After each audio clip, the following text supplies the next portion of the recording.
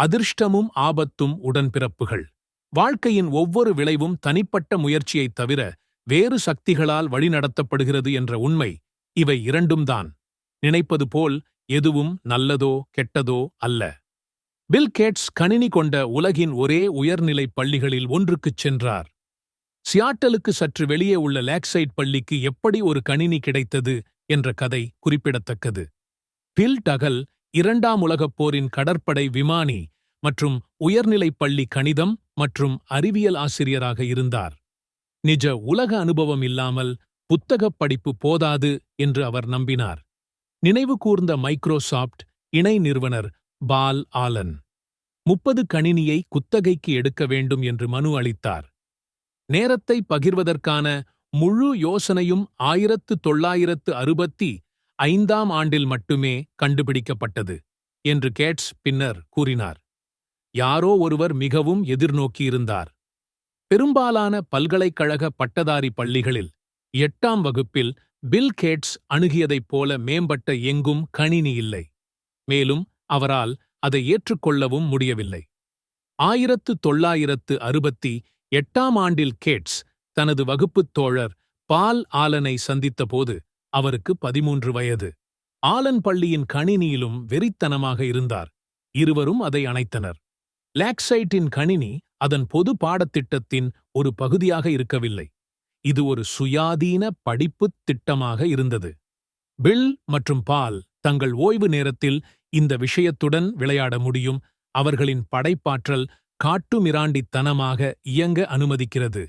பள்ளிக்குப் பிறகு இரவு தாமதமாக வார இறுதி நாட்களில் அவர்கள் விரைவில் கணினி வல்லுநர்களாக மாறினர். அவர்களின் நள்ளிரவு அமர்வுகளில் ஒன்றின் போது பார்சூன் 500 நிறுவனத்தை நடத்துவது எப்படி இருக்கும் என்று நீங்கள் நினைக்கிறீர்கள்? தனக்கு எதுவும் தெரியாது என்று ஆலன் கூறினார். ஒருவேளை ஒருநாள் நமக்கு சொந்தமாக ஒரு கணினி நிறுவனம் இருக்கும் என்று கேட்ஸ் கூறினார். மைக்ரோசாப்ட் இப்போது $1 டிரில்லியன் அதிகமாக உள்ளது.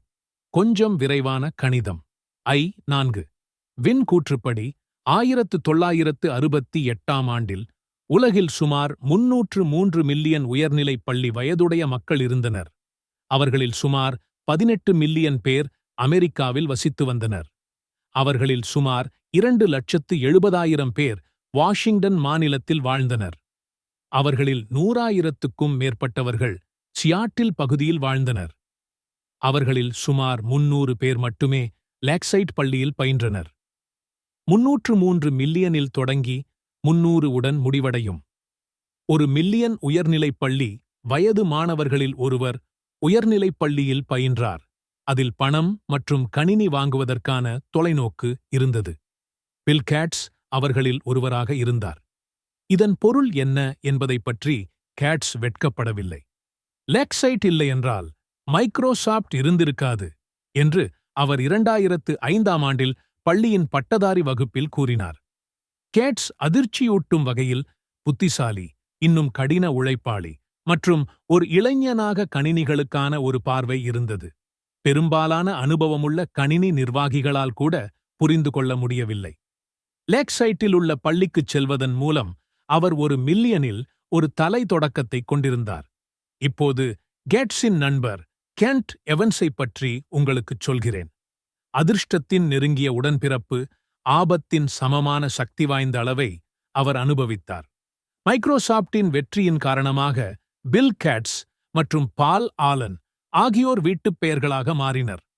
ஆனால் லேக்சைட்டில் இந்த உயர்நிலை பள்ளி கணினி அதிசயங்களின் குழுவில் 3வது உறுப்பினர் இருந்தார். கென்ட் எவன்ஸ் மற்றும் பில் கேட்ஸ் ஆகியோர் 8ஆம் வகுப்பில் சிறந்த நண்பர்களாக ஆனார்கள். கேட்ஸின் சொந்தக் கணக்கில் எவன்ஸ் வகுப்பில் சிறந்த மாணவராக இருந்தார். இருவரும் தொலைபேசியில் அபத்தமான அளவில் பேசினர் என்று கேட்ஸ் இன்சைட் பில்ஸ் பிரைன் என்ற ஆவணப்படத்தில் நினைவு கூர்ந்தார். கென்ட்டின் தொலைபேசி எண் எனக்கு இன்னும் தெரியும் என்று அவர் கூறுகிறார். 525-7851. கேட்ஸ் மற்றும் ஆலன் ஆகியோரைப் போலவே எவன்ஸும் கணினிகளில் திறமையானவராக இருந்தார். லேக்சைட் ஒருமுறை பள்ளியின் வகுப்பு அட்டவணையை கைமுறையாக ஒன்றாக இணைக்க சிரமப்பட்டது. நூற்றுக்கணக்கான மாணவர்களை மற்ற படிப்புகளுடன் முரண்படாத நேரங்களில் அவர்களுக்கு தேவையான வகுப்புகளை பெறுவதற்கான சிக்கலான பிரமை. பள்ளி பில் மற்றும் கென்ட் குழந்தைகள் எந்த நடவடிக்கையிலும் சிக்கலை தீர்க்க ஒரு கணினி நிரலை உருவாக்கும் பணியை மேற்கொண்டது. அது வேலை செய்தது. பால் ஆலனைப் போலல்லாமல் கென்ட் பில் வணிக மனதையும் முடிவற்ற லட்சியத்தையும் பகிர்ந்து கொண்டார். ஒரு வழக்கறிஞரின் பிரீஃப்கேஸைப் போல கென்ட் எப்போதும் பெரிய பிரீஃப்கேஸை வைத்திருந்தார் என்று கேட்ஸ் நினைவு கூர்ந்தார். எதிர்காலத்தில் 5 அல்லது 6 ஆண்டுகளில் நாங்கள் என்ன செய்வோம் என்பதைப் பற்றி நாங்கள் எப்போதும் திட்டமிட்டோம். நாம் இலங்கை ஓக்களாக இருக்க வேண்டுமா? நீங்கள் எந்த வகையான தாக்கத்தை ஏற்படுத்த முடியும்? நாம் ஜெனரல்களாக இருக்க வேண்டுமா? நாம் தூதுவர்களாகச் செல்ல வேண்டுமா? அது எதுவாக இருந்தாலும் பில் மற்றும் கென்ட் இருவரும் அதை ஒன்றாகச் செய்வார்கள் என்று அறிந்திருந்தனர். கென்ட்டுடனான தனது நட்பை நினைவு கூர்ந்த பிறகு கேட்ஸ் விலகிச் செல்கிறார். நாங்கள் தொடர்ந்து ஒன்றாக வேலை செய்திருப்போம். நாங்கள் ஒன்றாக கல்லூரிக்குச் சென்றிருப்போம் என்று நான் உறுதியாக நம்புகிறேன் என்று கூறினார். கேட்ஸ் மற்றும் ஆலன் ஆகியோருடன் மைக்ரோசாப்டின் நிறுவன பங்காளியாக கென்ட் இருந்திருக்கலாம். ஆனால் அது ஒருபோதும் நடக்காது. கென்ட் உயர்நிலைப் பள்ளியில் பட்டம் பெறுவதற்கு முன்பு மலையேறும் விபத்தில் இறந்தார். ஒவ்வொரு ஆண்டும் அமெரிக்காவில் சுமார் 3 டஜன் மலையேறுபவர்கள் இறக்கின்றனர். 9வது உயர்நிலைப் பள்ளியில் ஒரு மலையில் கொல்லப்படுவதற்கான முரண்பாடுகள் சுமார் 1 மில்லியனில் 1. பில் கேட்ஸ் லேக்சைட்டில் முடிவடைவதன் மூலம் 1 மில்லியனில் ஒரு அதிர்ஷ்டத்தை அனுபவித்தார். கென்ட் எவன்ஸ் அவரும் கேட்ஸும் சாதிக்கத் திட்டமிட்டதை ஒருபோதும் முடிக்காமல் 1 மில்லியனில் ஒரு ஆபத்தை அனுபவித்தார். அதே விசை, அதே அளவு எதிர் திசைகளில் செயல்படுகிறது. வாழ்க்கையில் ஒவ்வொரு விளைவும் தனிப்பட்ட முயற்சியைத் தவிர வேறு சக்திகளால் வழிநடத்தப்படுகிறது என்பது அதிர்ஷ்டம் மற்றும் ஆபத்து ஆகிய இரண்டும் யதார்த்தமாகும். அவர்கள் மிகவும் ஒத்திருக்கிறார்கள். மற்றொன்றை சமமாக மதிக்காமல் ஒன்றை நீங்கள் நம்ப முடியாது. உங்கள் செயல்களில் 100%, உங்கள் முடிவுகளில் 100% ஆணையிட அனுமதிக்க உலகம் மிகவும் சிக்கலானது என்பதால் அவை இரண்டும் நிகழ்கின்றன. அவர்கள் ஒரே விஷயத்தால் இயக்கப்படுகிறார்கள். 7 பில்லியன் பிற மக்கள் மற்றும் எல்லையற்ற நகரும் பகுதிகளைக் கொண்ட ஒரு விளையாட்டில் நீங்கள் ஒரு நபர். உங்கள் கட்டுப்பாட்டிற்கு வெளியே உள்ள செயல்களின் தற்செயலான தாக்கம் நீங்கள் உணர்வுபூர்வமாக எடுப்பதை விட அதிக விளைவுகளை ஏற்படுத்தும். ஆனால் இரண்டையும் அளவிடுவது மிகவும் கடினம், ஏற்றுக்கொள்வது கடினம். அவை பெரும்பாலும் கவனிக்கப்படாமல் போகின்றன. ஒவ்வொரு பில் கேட்ஸுக்கும் ஒரு கென்ட் எவன்ஸ் இருக்கிறார். அவர் திறமையானவர் மற்றும் உந்துதல் பெற்றவர். ஆனால் வாழ்க்கையின் மறுபக்கத்தில் முடிந்தது சில்லி. நீங்கள் அதிர்ஷ்டத்தை கொடுத்து அவர்களின் சரியான மரியாதையை பணயம் வைத்தால் மக்களின் நிதி வெற்றியை உங்கள் சொந்த மற்றும் மற்றவர்களின் தீர்மானிக்கும்போது அது ஒருபோதும் நல்லதோ கெட்டதோ அல்ல என்பதை நீங்கள் உணர்கிறீர்கள். பல ஆண்டுகளுக்கு முன்பு நான் பொருளாதாரத்தில் நோபல் பரிசு பெற்ற பொருளாதார நிபுணர் ராபர்ட் ஷில்லரிடம் கேட்டேன், முதலீடு பற்றி நமக்குத் தெரியாததை நீங்கள் என்ன தெரிந்து கொள்ள விரும்புகிறீர்கள்? வெற்றிகரமான முடிவுகளில் அதிர்ஷ்டத்தின் சரியான பங்கு என்று அவர் பதிலளித்தார். அந்த பதிலை நான் விரும்புகிறேன். ஏனென்றால் நிதி வெற்றியில் அதிர்ஷ்டம் ஒரு பங்கைக் கொண்டிருக்கவில்லை என்று யாரும் உண்மையில் நினைக்கவில்லை. ஆனால் அதிர்ஷ்டத்தை அளவிடுவது கடினம் மற்றும் மக்களின் வெற்றிக்கு அது கடன்பட்டிருப்பதாக கூறுவது முரட்டுத்தனமாக இருப்பதால் இயல்புநிலை நிலைப்பாடு பெரும்பாலும் அதிர்ஷ்டத்தை வெற்றியின் காரணியாக மறைமுகமாக புறக்கணிப்பதாகவும். நான் சொன்னால் உலகில் 1 பில்லியன் முதலீட்டாளர்கள் உள்ளனர். தற்செயலாக அவர்களில் 10 பேர் பெரும்பாலும் அதிர்ஷ்டமில்லாமல் பில்லியனர்களாக மாறுவார்கள் என்று நீங்கள் எதிர்பார்க்கிறீர்களா? நீங்கள் நிச்சயமாக என்று பதிலளிப்பார்கள். ஆனால் அந்த முதலீட்டாளர்களின் பெயரை குறிப்பிடுமாறு நான் உங்களிடம் கேட்டால் அவர்களின் முகத்தில் நீங்கள் பின்வாங்குவீர்கள். மற்றவர்களை மதிப்பிடும்போது அதிர்ஷ்டத்திற்கு வெற்றியை கூறுவது அது இருப்பதை நாம் அறிந்திருந்தாலும் கூட நீங்கள் பொறாமையுடனும் அர்த்தமற்றவராகவும் தோற்றமளிக்கிறது. உங்களை நீங்களே மதிப்பிடும்போது அதிர்ஷ்டத்திற்கு வெற்றியை கூறுவது ஏற்றுக்கொள்ள முடியாத அளவுக்கு மனச்சோர்வை ஏற்படுத்தும். சகோதரர்களிடையே வருமானம் உயரம் அல்லது எடையை விட ஒன்றோடொன்று தொடர்புடையது என்று பொருளாதார நிபுணர் பாஸ்கர் மசூம்தர் காட்டியுள்ளார். நீங்கள் பணக்காரராகவும் உயரமாகவும் இருந்தால் உங்கள் சகோதரரும் உயரமாக இருப்பதை விட பணக்காரராக இருக்க அதிக வாய்ப்புள்ளது. இது உண்மை என்று நான் நினைக்கிறேன். ஆனால் எனக்கு 2 பணக்கார சகோதரர்களைக் கண்டுபிடி. இந்த ஆய்வின் கண்டுபிடிப்புகள் தங்களுக்கு பொருந்தாது என்று நினைக்கும் 2 மனிதர்களைக் காண்பிப்பேன். தோல்வி இது திவால் நிலை முதல் தனிப்பட்ட இலக்கை அடையாதது வரை எதுவாகவும் இருக்கலாம் சமமாக துஷ்பிரயோகம் செய்யப்படுகிறது. தோல்வியடைந்த வணிகங்கள் போதுமான அளவு முயற்சி செய்யவில்லையா? மோசமான முதலீடுகள் போதுமான அளவு சிந்திக்கப்படவில்லையா? வழிதவறிய தொழில்கள் சோம்பேறித்தனத்தால் ஏற்பட்டதா? சில நேரங்களில் ஆம், நிச்சயமாக. ஆனால் எவ்வளவு என்பதை அறிவது மிகவும் கடினம். பின்தொடர்வதற்கு மதிப்புள்ள அனைத்தும் வெற்றி பெற 100%க்கும் குறைவான முரண்பாடுகளைக் கொண்டுள்ளன. மேலும் அந்த சமன்பாட்டின் துரதிர்ஷ்டவசமான பக்கத்தில் நீங்கள் முடிவடையும் போது ஆபத்து என்னவாகும்? அதிர்ஷ்டத்தைப் போலவே கதையும் மிகவும் கடினமானது, மிகவும் குழப்பமானது, மிகவும் சிக்கலானது. ஒரு விளைவு எவ்வளவு ஒரு நனவான முடிவு மற்றும் ஆபத்து என்பதை நாம் பிரிக்க முயற்சித்தால். நான் ஒரு பங்கை வாங்கினேன், 5 ஆண்டுகளுக்குப் பிறகு அது எங்கும் செல்லவில்லை என்று சொல்லுங்கள். முதலில் அதை வாங்குவதன் மூலம் நான் ஒரு மோசமான முடிவை எடுத்திருக்கலாம். பணம் சம்பாதிப்பதற்கான 80% வாய்ப்பைக் கொண்ட ஒரு நல்ல முடிவை நான் எடுத்திருக்கலாம். மேலும் துரதிர்ஷ்டவசமான 20% இன் பக்கத்தில் நான் முடிந்தது. அது எது என்று எனக்கு எப்படித் தெரியும்? நான் தவறு செய்திருக்கிறேனா அல்லது ஆபத்தின் யதார்த்தத்தை நான் அனுபவித்தேனா? சில முடிவுகள் புத்திசாலித்தனமாக இருந்ததா என்பதை புள்ளிவிவர ரீதியாக அளவிட முடியும். ஆனால் நிஜ உலகில் அன்றாடம் நாம் வெறுமனே இல்லை. அது மிகவும் கடினமானது. நாங்கள் எளிமையான கதைகளை விரும்புகிறோம்.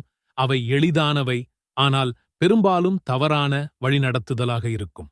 முதலீட்டாளர்கள் மற்றும் வணிகத் தலைவர்களைச் சுற்றி பல ஆண்டுகள் கழித்த பிறகு வேறொருவரின் தோல்வி பொதுவாக ஆபத்தின் இருண்ட பக்கமாக இருக்கும். உங்கள் தோல்விகளை மதிப்பிடும்போது காரணம் மற்றும் விளைவு பற்றிய ஒரு சுத்தமான மற்றும் எளிமையான கதையை நான் விரும்புகிறேன். ஏனென்றால் உங்கள் தலைக்குள் என்ன நடக்கிறது என்று எனக்குத் தெரியவில்லை. நீங்கள் ஒரு மோசமான முடிவை எடுத்தீர்கள், எனவே அது ஒரு மோசமான முடிவால் ஏற்பட்டிருக்க வேண்டும் என்பது எனக்கு மிகவும் அர்த்தமுள்ளதாக இருக்கும் கதை. ஆனால் என்னை நானே தீர்மானிக்கும்போது எனது கடந்த கால முடிவுகளை நியாயப்படுத்தி மோசமான விளைவுகளை ஆபத்துக்குக் காரணம் என்று ஒரு காட்டுமிராண்டித்தனமான கதையை உருவாக்க முடியும். ஃபோர்ப்ஸ் பத்திரிகையின் அட்டைப்படம் நல்ல முடிவுகளை எடுத்த ஏழை முதலீட்டாளர்களைக் கொண்டாடவில்லை, ஆனால் ஆபத்தின் துரதிர்ஷ்டவசமான பக்கத்தை அனுபவித்தது. ஆனால் சரி அல்லது பொறுப்பற்ற முடிவுகளை எடுத்து அதிர்ஷ்டம் பெற்ற பணக்கார முதலீட்டாளர்களை இது நிச்சயமாக கொண்டாடுகிறது. இருவரும் ஒரே நாணயத்தை புரட்டி வேறு பக்கத்தில் விழுந்தனர். இதன் ஆபத்தான பகுதி என்னவென்றால், பணத்தில் என்ன வேலை செய்கிறது, என்ன செய்யாது என்பதைப் பற்றி நாம் அனைவரும் அறிய முயற்சிக்கிறோம். என்ன முதலீட்டு உத்திகள் வேலை செய்கின்றன, எவை வேண்டாம்? என்ன வணிக உத்திகள் வேலை செய்கின்றன, எவை வேண்டாம்? எப்படி பணக்காரன் ஆகுவான்? ஏழையாக இருப்பதை நீங்கள் எவ்வாறு தவிர்க்கிறீர்கள்? வெற்றிகளையும் தோல்விகளையும் கவனித்து, அவள் செய்ததை செய்யுங்கள், அவர் செய்ததை தவிர்க்கவும் என்று சொல்வதன் மூலம் இந்த பாடங்களைத் தேடுகிறோம். எங்களிடம் ஒரு மந்திரக்கோலை இருந்தால், இந்த விளைவுகளின் எந்த விகிதம் மீண்டும் மீண்டும் செய்யக்கூடிய செயல்களால் ஏற்பட்டது என்பதைக் கண்டுபிடிப்போம். அதற்கு எதிராக சீரற்ற ஆபத்து மற்றும் அதிர்ஷ்டத்தின் பங்கு அந்த செயல்களை ஒரு வழியில் அல்லது வேறு வழியில் திசை திருப்பியது. ஆனால் எங்களிடம் மந்திரக்கோலை இல்லை. நுணுக்கத்திற்கு அதிக பசி இல்லாமல் எளிதான பதில்களை விரும்பும் மூளை நம்மிடம் உள்ளது. எனவே நாம் பின்பற்ற வேண்டிய அல்லது தவிர்க்க வேண்டிய பண்புகளை அடையாளம் காண்பது வேதனையானதாக இருக்கும். பில் கேட்ஸைப் போலவே மிகவும் வெற்றிகரமாக இருந்த ஒருவரின் மற்றொரு கதையை நான் உங்களுக்குச் சொல்கிறேன். ஆனால் அவரது வெற்றி அதிர்ஷ்டம் அல்லது திறமையால் ஏற்பட்டது என்று முத்திரை குத்துவது கடினம். கொர்னேலியஸ் வாண்டர்பில்ட் தனது இரையில் பாதை சாம்ராஜ்யத்தை விரிவுபடுத்துவதற்காக தொடர்ச்சியான வணிக ஒப்பந்தங்களை முடித்திருந்தார். அவரது வணிக ஆலோசகர்களில் ஒருவர் வாண்டர்பில்ட்டிடம் அவர் ஒப்புக்கொண்ட ஒவ்வொரு பரிவர்த்தனையும் சட்டத்தை மீறுவதாக கூறினார். நீங்கள் ஒரு இரயில் பாதையை இயக்க முடியும் என்று நீங்கள் நினைக்கவில்லையா? 1-0 இதை படிக்கும்போது நான் முதலில் நினைத்தேன், அந்த மனப்பான்மையே அவர் இவ்வளவு வெற்றிகரமாக இருந்ததற்கு காரணம். வாண்டர்பில்ட் காலத்தில் சட்டங்கள் இரயில் பாதைகளுக்கு இடமளிக்கவில்லை. எனவே அவர் அதனுடன் நரகத்திற்குச் செல்லுங்கள் என்று கூறி எப்படியும் முன்னேறிச் சென்றார். வாண்டர்பில்ட் மிகவும் வெற்றிகரமாக இருந்தது. எனவே அவரது சட்டத்தை துஷ்பிரயோகம் செய்வது இது அவரது வெற்றிக்கு இழிவானது மற்றும் இன்றியமையாதது. முனிவர் ஞானமாக பார்ப்பது தூண்டுதலாக இருக்கிறது. அந்த முட்டாள்தனமான தொலைநோக்கு பார்வையாளர் தனது வழியில் எதுவும் வரவிடவில்லை. ஆனால் அது எவ்வளவு ஆபத்தானது! எந்த ஒரு விவேகமான நபரும் அப்பட்டமான குற்றத்தை ஒரு தொழில்முனைவோர் பண்பு என்று பரிந்துரைக்க மாட்டார்கள். வாண்டர்பில்ட்டின் கதை மிகவும் வித்தியாசமாக மாறுவதை நீங்கள் எளிதாக கற்பனை செய்யலாம்.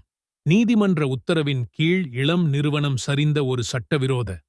எனவே எங்களுக்கு இங்கே ஒரு சிக்கல் உள்ளது. என்றானை நீங்கள் விமர்சித்ததைப் போலவே ஆர்வத்துடன் சட்டத்தை வெளிப்படுத்தியதற்காக வாண்டர்பில்ட்டையும் நீங்கள் பாராட்டலாம். ஒருவேளை ஒருவர் சட்டத்தின் கையை தவிர்ப்பதன் மூலம் அதிர்ஷ்டம் பெற்றிருக்கலாம், மற்றொன்று ஆபத்தின் பக்கத்தில் இருப்பதைக் கண்டது. ஜான் டி ராக்பெல்லரும் அப்படித்தான்.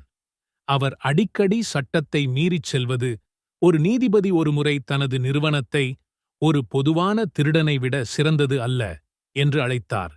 பெரும்பாலும் வரலாற்று ஆசிரியர்களால் தந்திரமான வணிக புத்திசாலிகள் என்று சித்தரிக்கப்படுகிறார். ஒருவேளை அப்படி இருந்திருக்கலாம்.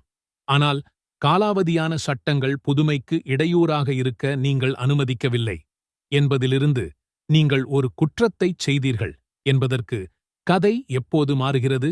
அல்லது ராக்ஃபெல்லர் ஒரு குற்றவாளி, அவரது வணிகத் தோல்விகளிலிருந்து கற்றுக்கொள்ள முயற்சிக்கவும் என்ற கதைக்கு கதை எவ்வளவு குறைவாக மாற வேண்டும்? மிகவும் குறைவு. சட்டத்தைப் பற்றி எனக்கு என்ன கவலை? வாண்டர்பில்ட் ஒருமுறை கூறினார். எனக்கு அதிகாரம் இல்லையா? அவர் செய்தார். அது வேலை செய்தது. ஆனால் அவை மிகவும் வித்தியாசமான முடிவைக் கொண்ட ஒரு கதையின் கடைசி வார்த்தைகள் என்று கற்பனை செய்வது எளிது. தைரியமான மற்றும் பொறுப்பற்ற இடையேயான கோடு மெல்லியதாக இருக்கலாம். நாம் ஆபத்தையும் அதிர்ஷ்டத்தையும் கொடுக்காத போது அவற்றின் சரியான பில்லிங் பெரும்பாலும் கண்ணுக்கு தெரியாததாக இருக்கும். பெஞ்சமின் கிரஹாம் அனைத்து காலத்திலும் மிகப்பெரிய முதலீட்டாளர்களில் ஒருவராகவும், மதிப்பு முதலீட்டின் தந்தையாகவும், வாரன் பஃபெட்டின் ஆரம்ப வழிகாட்டியாகவும் அறியப்படுகிறார். ஆனால் பெஞ்சமின் கிரஹாமின் முதலீட்டு வெற்றியின் பெரும்பகுதி GEISO பங்குகளின் மகத்தான பகுதியை வைத்திருப்பதன் காரணமாக இருந்தது. இது கிரஹாம் தனது புகழ்பெற்ற நூல்களில் வகுத்த ஒவ்வொரு பன்முகப்படுத்தல் விதியையும் உடைத்ததாக அவர் ஒப்புக்கொண்டார். தைரியமான மற்றும் பொறுப்பற்ற இடையே மெல்லிய கோடு இங்கே எங்கே விழுகிறது? எனக்குத் தெரியாது. ஒரு அதிர்ஷ்டமான இடைவெளி அல்லது ஒரு மிக புத்திசாலித்தனமான முடிவு, அவற்றை நாம் வேறுபடுத்திக் கூற முடியுமா? சுலபத்தில் அல்ல. இதேபோல் மார்க் ஜுக்கர்பெர்க் தனது நிறுவனத்தை வாங்குவதற்கான யாக்கூவின் 2006 பில்லியன் சலுகையை நிராகரித்த ஒரு மேதை என்று நாங்கள் நினைக்கிறோம்.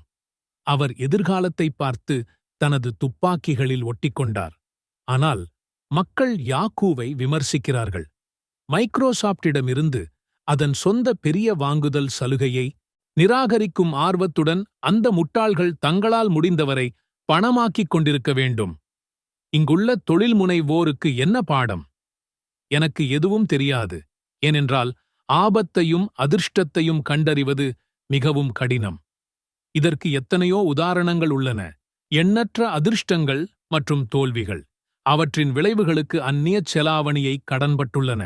சிறந்த மற்றும் மோசமான மேலாளர்கள் தங்கள் ஊழியர்களை முடிந்தவரை கடினமாக ஓட்டுகிறார்கள். வாடிக்கையாளர் எப்போதும் சரியானவர் மற்றும் வாடிக்கையாளர்களுக்கு என்ன வேண்டும் என்று தெரியவில்லை ஆகிய இரண்டும் ஏற்றுக்கொள்ளப்பட்ட வணிக ஞானமாகும்.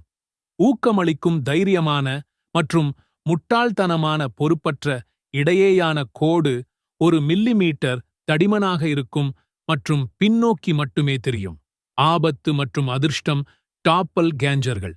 இது தீர்க்க ஒரு எளிதான பிரச்சனை அல்ல.